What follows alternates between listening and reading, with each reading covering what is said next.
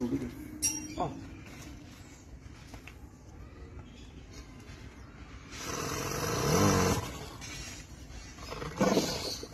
Ayun, meron siyang tubig. Okay.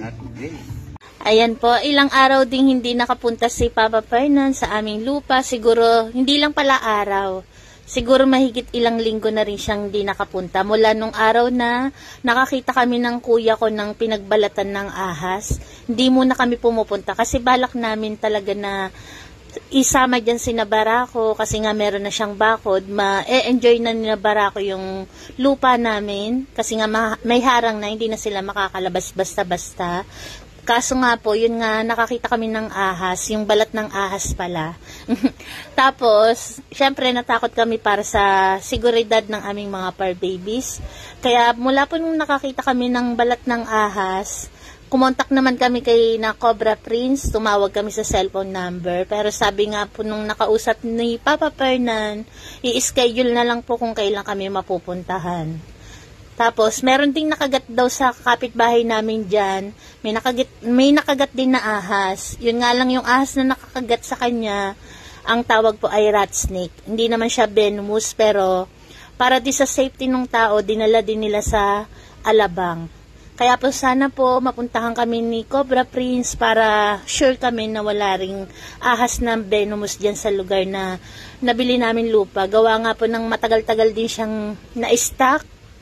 Ilang taon na puro damo tapos walang pumupunta, malamang meron talagang ahas dyan.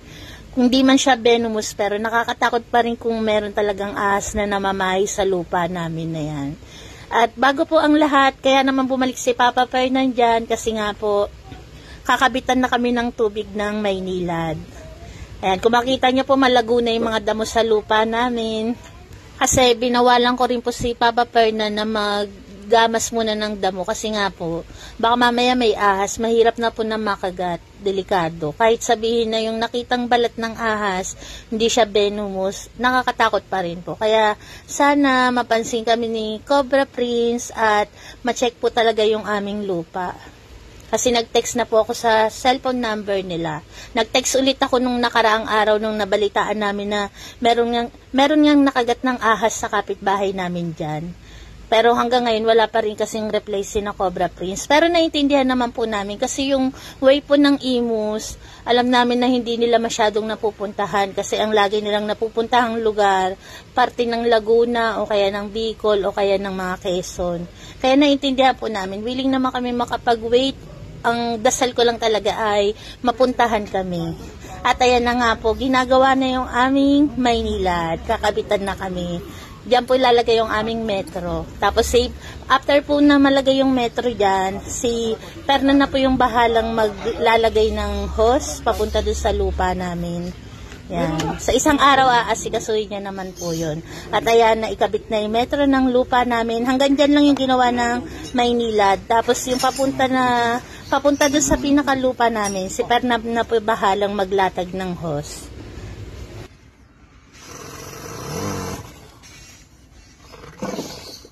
Ayun, meron siyang tubig. Okay. At din, wala pang pangganod. Panala. May pansamantala. Oh, dadala ko na lang mamaya ng padlock.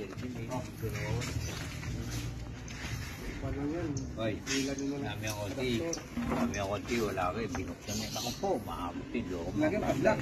Oh, nasa bahay yung padlock ko eh. Oo, mamaya babalik ako. Pero hindi naman kaya ang kaninang bata. Hindi naman kaya ang kaninang bata yun. Pinikigli na nung ito yung takip. So, doon takip. Oo. Na-advent yan sa labang. O yung kamon, takip lang. Anong ba tubo yan? Anong size yan? Gripo. Nari tatanong yung kap. Wala naman trade. Hindi malagay yan. Walang trade.